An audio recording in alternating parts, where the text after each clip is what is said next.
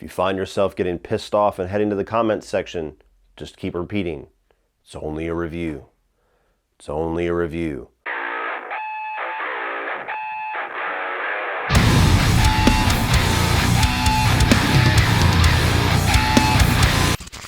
So The Last House on the Left tells the story of two ill-fated teenagers who get brutalized by a group of psychopaths, and the psychopaths unwittingly stumble upon the angry, vengeful parents. What is up, everybody, and welcome to the beginning of my Wes Craven review series. This is something that I have wanted to do for quite a while, and now that I'm full-time, I finally have the time to be able to dedicate to doing full director review series, and my first one's going to be Wes Craven.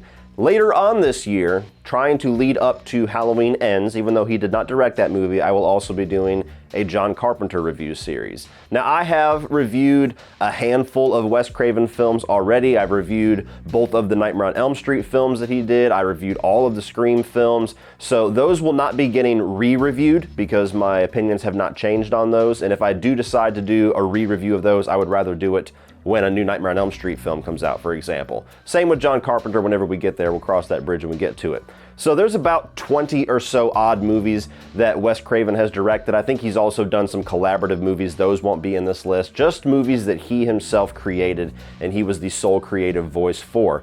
And we're starting off with the original infamous film, The Last House on the Left from 1972. Now, this was actually a first-time watch for me for reasons that I'll get into. This is a movie that I've been aware of for very long, for over a couple of decades. I was first introduced to this movie on Bravo's 100 Scariest Movie Moments, which was something that aired one day on TV. I got sucked into it somewhere around the 90s, and I sat there for hours and watched the entire presentation of all 4 or 5 parts of this little miniseries. And somewhere in the middle, they had a segment on The Last House on the Left, and talking about all of the controversy that it had and all of the censorship that it had when it came out. And the only scene that they showed to show the viewers what The Last House on the Left was and why it was getting censored was the actual murder scene, where you have the female psycho and she's literally like carving into this chick's stomach, and then it shows her pulling out some form of her bowels for about a second and a half. And that just seemed way graphic for me at the age that I was when I was watching this presentation. And I just thought, man, I don't know if I'm ready for that movie. I don't know if that's something that I need to watch. Never really got a hold of a copy of it. And over time, I have to say up front, which is certainly going to color my review for this, the whole sexual assault revenge subgenre, if you will, of horror and of thrillers are one of my least favorite subgenres of all time. For whatever reason, I just do not get into them. Now, obviously, there's not really supposed to be entertainment value in certain aspects of those movies. All the entertainment value is in the revenge side of things and watching the evil getting turned on the evildoers. But even that side of things, I just never really find myself satisfied by the end of it. There's just something about that journey we have to go on, that we have to go so dark and so deep into how evil and how brutal people can be to then come back out of it for the revenge stuff, and it's just never really a journey that I enjoy going on. So that is the main reason that I have stayed away from this film and never watched it before. Aside from loving Wes Craven, aside from feeling like I kind of need to watch it eventually for part of my horror repertoire, I guess if you will, kind of one of those put in your dues kind of movies. But after watching it for the first time, it falls in line with every other movie in that subgenre. It's a film that I overall did not necessarily enjoy the journey and probably won't revisit. Not to say that there aren't positive things about it though, so let's get into that. So starting off with the positives for The Last House on the Left, I think that what this movie is trying to do, what it set out to do in 1972, which is to tell this very gritty, borderline snuff film level of reality and bring that to the screen and just show how evil people can be, show how violent people can be, and make you feel uncomfortable, disturbed, and maybe even borderline or full-on disgusted by what you are seeing on screen. That was obviously the goal here. It was at least one of the goals, and I think it does succeed in that. Even watching it in 2022, I can watch this film and I can see the rawness of how it was directed and how bare bones the actual story is, and how it's basically just focusing on this tragic event regarding these two girls And I can easily kind of put myself into the shoes of somebody in 1972 looking at this and going, what is this? Is this real? Did he really just like film people getting murdered? Because it sure as hell feels real.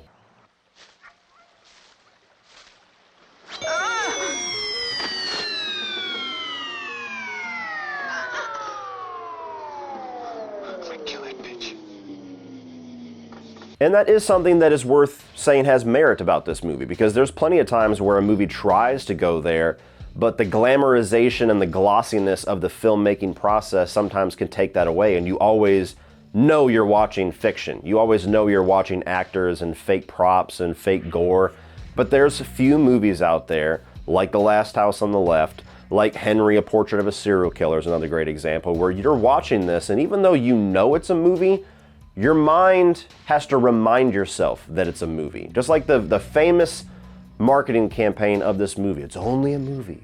It's only a movie. To avoid fainting, keep repeating to yourself, it's only a movie. Only a movie.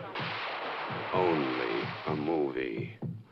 Only a movie. This is one of those films where you genuinely do have to keep reminding yourself that while you're watching it, because it feels real. Something else that I thought was really unique here, and this isn't exactly a subject that I've done a ton of research on, and luckily for me, I'm blessed with the fact that I've never been in a situation where I needed to research this or wanted to research this, but very often when you get a movie like this that's focusing on a sexual assault or any kind of brutality within that realm, a lot of times it does get glamorized a bit, and it's very spectaclized on screen. And it's turned up very much for the effect of the audience, and to kind of glamorize and to kind of intensify the tension regarding this act that's in the movie. And The Last House on the Left is the first movie I've ever seen where it's quiet. And it's kind of subtle the way that it executes this. When things are happening to both of these girls, they're not screaming and wailing and throwing things, and the camera's shaking around and zooming in on their faces and getting all these different shots and facial reactions or the reactions of everybody. It's not going for all of that. It's just something's happening. They give you just enough suggestion for you to know exactly what is happening without full-on showing it. And the reaction of these two actresses, from what I have been told, is actually a lot more in line with how a female's body and a female's mind reacts to a situation like that, which is it just kind of shuts down and just kind of goes into shock and doesn't scream and wail and flail around arms. It just kind of shuts down and goes into shock and goes into like a dark place. And there's a whole sequence right before the second girl is killed to where she's assaulted, and she literally just kind of gets up and doesn't really talk, doesn't look at anybody, and puts her clothes back on and just kind of walks into the water and almost like accepts her fate to a certain degree. And there was something that was more disturbing about that. There was something that was a little bit more effective about that than the typical glamorization and intensification of that type of scene for the effect of a movie. This felt more real. This felt more disturbing in the quiet. I also liked the sound design. I don't even know if you could call it a score, but there was just moments of the sound design, especially during the murder of the first girl, where the movie's not really showing you anything. It's not showing the knife coming in and out. It's not showing blood. It's not showing fake skin getting punctured or anything. It's from behind. It's just showing a guy's arm, but it makes these weird little eerie sounds like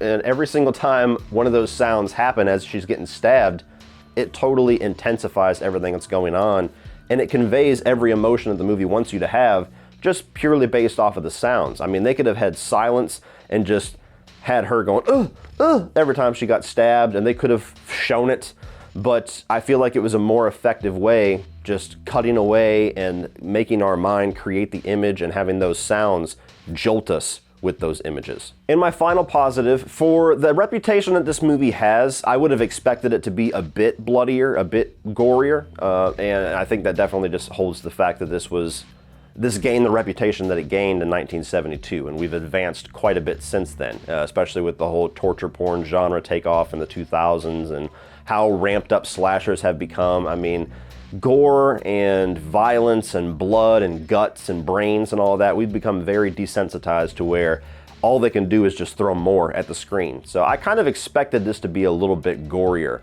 But what I will say is that the little bit of gore that we do get here is practical for sure, because of the budget obviously and because of the time, but it looked real.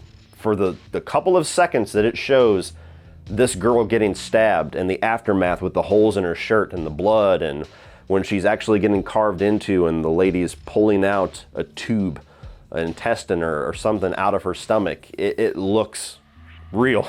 It looks like we literally just watched an actual woman get disemboweled. So for the minimal amount of gore that we get, despite the reputation this movie has, it's very effective. Now moving on to the negatives, and like I've already said, the big one for me is that this is just not the type of film for me. This is not something that I enjoy watching. Not that you're supposed to enjoy most of this film, but even the part of the movie that you're supposed to enjoy, which is the revenge side of things, I've already kind of been, I'm gone by that point. I'm kind of shut off. I'm kind of flatlined emotionally when I watch movies like this. Every single one that I've ever seen, doesn't matter if it's this, if it's I Spit on Your Grave, the remake of The Last House on the Left, the movie that came out a couple of years ago, Revenge, I mean, whatever it is, it doesn't matter. If it's that type of story where you watch a woman or children or anybody get brutalized in a very realistic and effective way just to set up a third act where they get to take out that evil on the evildoers, it's just not something that works for me at all. And The Last House on the Left, being one of the very primitive movies and very early movies that kind of created that subgenre, it's of no exception to that for me. And part of the reason why this is a movie that does not break the mold of that stigma that I have is that I don't really feel like the revenge side of things in this movie is really that satisfying. Some of it's the budget, some of it's the time period, and certainly you have to keep that in mind when you're reviewing something like that, that this was low budget. It was basically, you could almost call this a student film with the level of production behind it and probably the level of acting quality that they were able to seize for this movie. But when you get to the third act, it all kind of fell apart for me. None of it really paid off in the way that a third act like this should.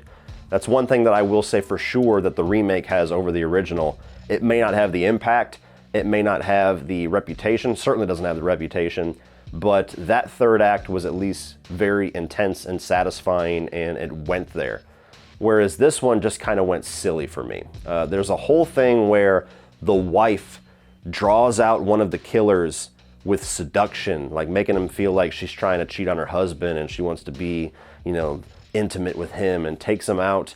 And this is another time where the movie just suggests things. It doesn't necessarily show it, but the movie expects us to believe that a happily married woman of sane mind that just found out that her daughter is either near death or dead and has been brutalized by these people that are in her house is going to draw this guy out, literally perform sex acts on him, let him come to climax before biting his dick off. Oh, sweet mama. Here I come.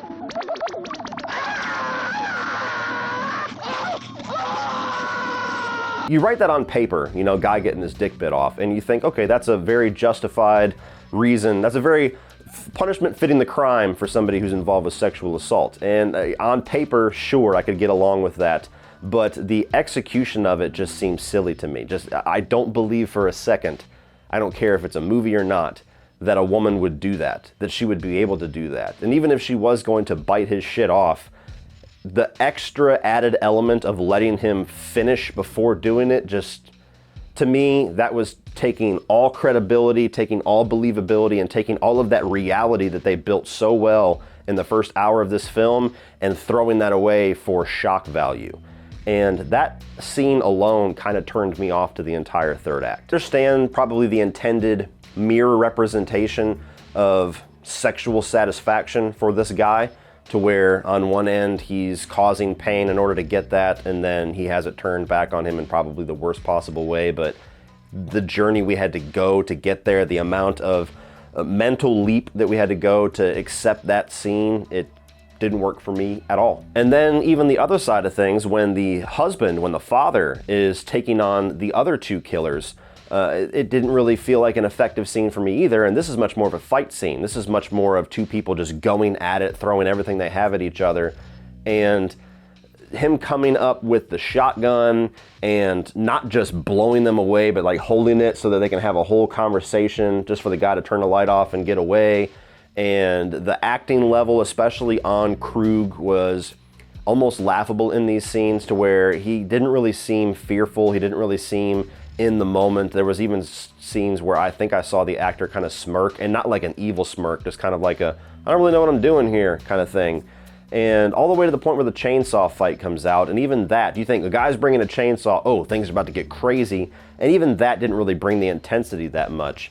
And just everything regarding the third act of this movie, I understand it was in 1972, I understand that it was long before we had a lot of the movies in this subgenre that go for a little bit more of an action-centric third act, but it just wasn't effective for me. The one part of the movie that was supposed to be enjoyable, if anything, wasn't really that enjoyable for me at all. And by the end of it, I just don't really know what the movie was trying to get across. You know, I don't really feel like it's a movie that has a central message that's the main point of the film. I mean, you could look at it, you can interpret it a number of different ways. You can interpret it as a commentary on violence. You could interpret it as a commentary on revenge, justified violence, the death penalty, anything like that within that entire argument, both political and moral. You could reach and go for that, but the movie never really stops to say anything. It's just the actions. It's just the meat of what is going on, which is the brutalization of these two girls and then the reverse brutalization of these four psychopaths. And it just never really felt like the auteur, the very philosophical person that is Wes Craven. You ever listen to this guy talk, he's a very intelligent, philosophical type guy when it comes to his storytelling, and even things like Nightmare on Elm Street. There's so many things that are just baked within that concept. This doesn't really feel like that side of Wes Craven to me. This really does feel like just an exercise in shock value, which is a little bit weird. It was a little bit unexpected for me. So overall, guys, this is a movie that I get the reputation. You know, I get why it was infamous back in the day. I get all of the craziness surrounding its release and the censorship and everything like that. And I get why it has a little bit of a mainstay in the horror public consciousness because of the reputation. But beyond that reputation, I just don't think the movie had a whole lot to give, to be honest with you. Now, admittedly, I'm a bit biased against it just because I don't care for that subgenre at all. But even trying to get past all of that, it feels like a movie that doesn't quite hit the mark with what that subgenre traditionally is trying to get across. It shows violence, it's effective with its violence, but not really a whole lot other than that I got out of the film. So if you're a fan of Wes Craven and want to see where this guy started his career, or you just want to see what all of the hoopla is about regarding the infamous reputation this movie has, definitely check it out, especially if you are somebody that can enjoy the subgenre that this belongs to. But for me, it doesn't have any rewatch value, and it didn't give me a whole lot of value on my single watch. So unfortunately, I'm gonna have to say to skip it. So what do you guys think of The Last House on the Left? Are you somebody that loves this movie for how insane that it is, that it hit you at a time in your life to where it's just stuck with you? Did you see it in 1972 and got shocked and all of that about the release of this film and how far it went? Or are you somebody like me that just can't get into these types of movies and can't really value it for what it's trying to bring? Let me know your thoughts down below and we will talk about it. And let me know which movie in Wes Craven's filmography you're looking forward to me talking about the most. Please like and share this video and hit that subscribe button if you are a fan of Wes Craven and you want to follow along with me with this review series. It's probably going to go on through at least February or March. And so we're going to be talking about Wes Craven stuff for quite a while. So stick around so you don't miss any of that. Thank you guys for watching as always. And remember, opinions are like assholes, but that doesn't mean that you have to be.